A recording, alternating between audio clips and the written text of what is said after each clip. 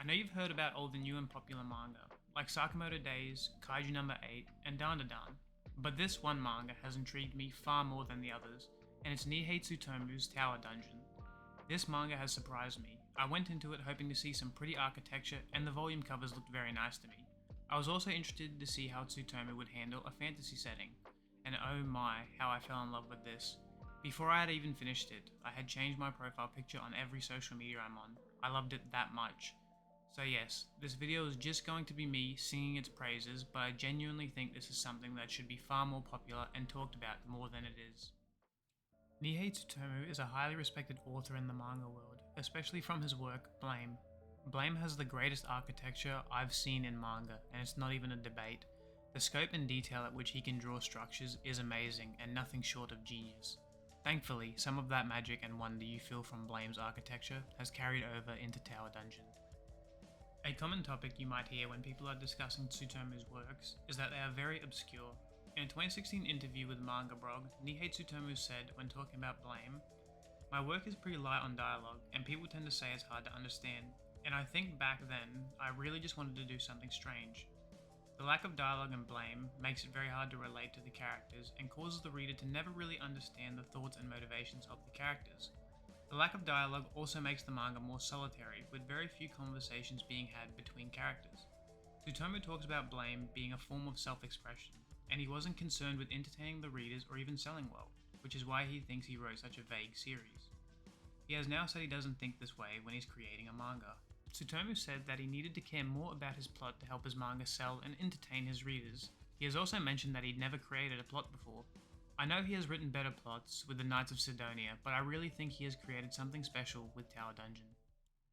Now to the story of Tower Dungeon. I will be spoiling some of the story, but mainly the first chapter and some world building. Chapter 1 starts with Princess Ignelia confronting her father, the king, while a large tower can be seen drifting in the sky. A parasitic-like growth becomes visible, sprouting from the king's eye, and proclaims he is already dead. The entity then takes the princess and summons the tower towards him, before entering with the princess.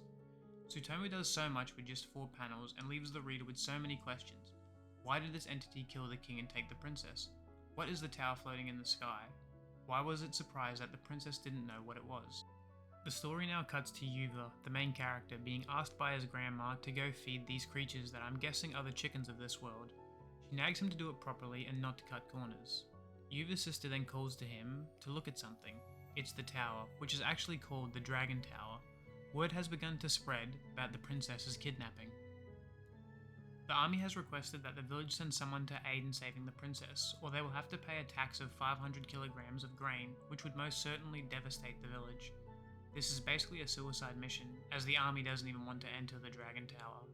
The villagers suggest that Yuva goes. Yuva then shows up carrying a large amount of firewood and nonchalantly agrees to go. Later at home, his sister expresses her worry with him leaving. Yuva says that he wants to help and see what's out there. Before leaving, Yuva's grandfather gives him a helmet and shield he had taken to war with him many years ago. Yuva then departs solo. Now, nothing really unique happens. It's the classic call to adventure story you've seen a million times. The young farm boy leaves his rural village to aid in an important conflict. Think Frodo and Aragorn. It's a trope that has been beaten to death. Tsutomu clearly wants to tell his own rendition of this story. Now, back to the story. Yuva continues his journey towards the Dragon Tower. He comes across another smaller tower. It's filled with wounded soldiers who have clearly failed to conquer the tower. The scene cuts to 2 soldiers who are royal guards discussing how to handle some monster they encountered inside. These royal guards were there on the night the princess was taken. The leader agrees to let them try and rescue the soldiers still inside the tower. Later, the soldiers see Yuva effortlessly carry a large stone and offer to let him join if he carries their supplies. Yuva doesn't realize he's just agreed to go into the Dragon's Tower. Yuva approaches the tower, and in Tsutomu fashion, it's massive and awe-inspiring. It dwarfs nearby mountains and reaches well into the sky. Yuva is caught up in the size of the tower, much like the reader probably is. They enter inside, and after exploring a few floors, Yuva falls into a body of water. He apologizes for breaking one of the barrels. The party is then shushed. They aren't alone. Undead soldiers approach them on both sides. Rudium tells the soldiers to form a circle around Yuva, and I absolutely love this helmet. If I had royal guards tasked with retrieving a princess, that's how I'd want them to look. They make quick work of the undead. They tell Yuva that the barrels he's carrying are filled with salt and that they will need it for the monster on the 50th floor. I love the RPG elements incorporated into Tower Dungeon's world, like when the party discover a dragon spore. It's the base ingredient for a cure-all. Like, tell me that isn't inspired by some video game. Anyway, after another skirmish, they approach the 50th floor.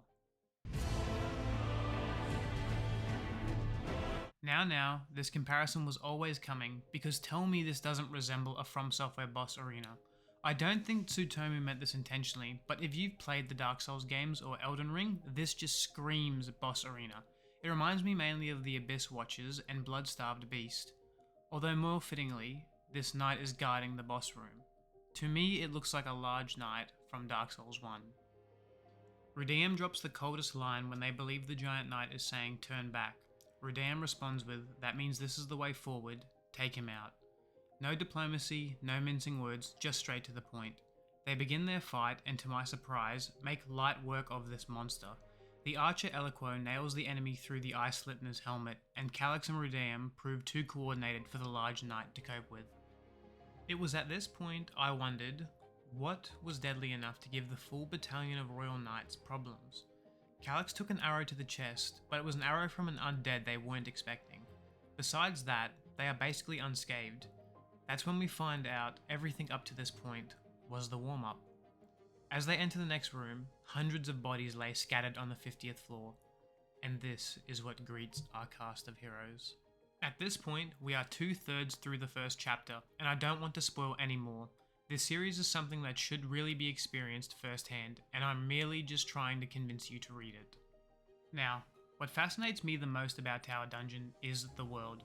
Tsutomu is phenomenal at just making you stop and stare and take in all that's on the panel, like these panels. You can't help but just marvel at the architecture.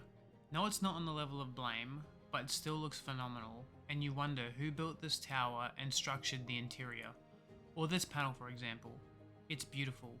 The gorgeous tower and bridge loom over the beautiful landscapes below, but you can't take your eyes off the creature in the sky. It's evidently not a bird or a dragon, which would more than fit this story, but it's a Draco Metamorph. These beings are seen throughout Tower Dungeon. The former king and princess are Draco Metamorphs. Draco Metamorphs carry a weight in the world of authority and strength. They are powerful and of great renown. Each time they are in a scene, something important is happening. Each dragon form is different depending on the individual. They can be antagonistic or heroic, as seen with Karash, who is a Draco Metamorph that feeds on people to extend his life. Countess Iowa is another Draco Metamorph, who declares that she will defeat the Necromancer and rescue the princess. Their design is noble and proud, and from the moment they are introduced, you can tell this is an important figure in the world of Tower Dungeon. She then transforms into her dragon form and takes off towards the tower. This scene compels Yuva to think that his journey is over.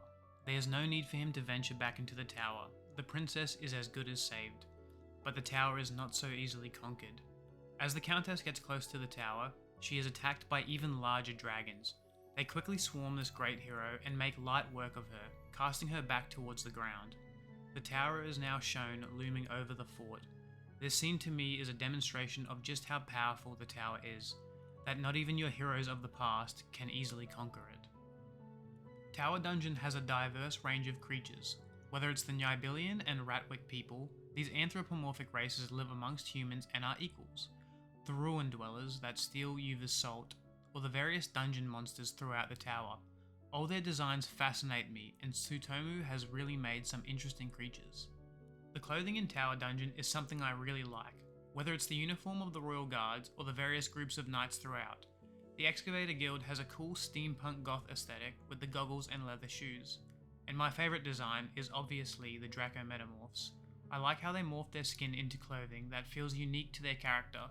It makes them seem otherworldly and unique compared to everyone else. As you can probably tell, I'm a massive fan of this work. Honestly, I already like it more than Blame, and I know that's pretty crazy to say about a series that only has 11 chapters as of the date of this video. But I just can't get enough of the setting and characters. This is a series I strongly urge all of you to at least try. I don't want to spoil any of the big reveals, and I know the main character can sound a bit bland, but he is anything but that. Yuva really grows into his role as the main character in some of the later chapters. Yet again, definitely read this, as it's something you don't want to be spoiled. I'm excited to see what some of the newly introduced characters can bring to the story, and I look forward to seeing where Nihei Tsutomu will take this story. Thank you for watching until the end. I would appreciate it if you liked and subscribed if you enjoyed the video. See ya!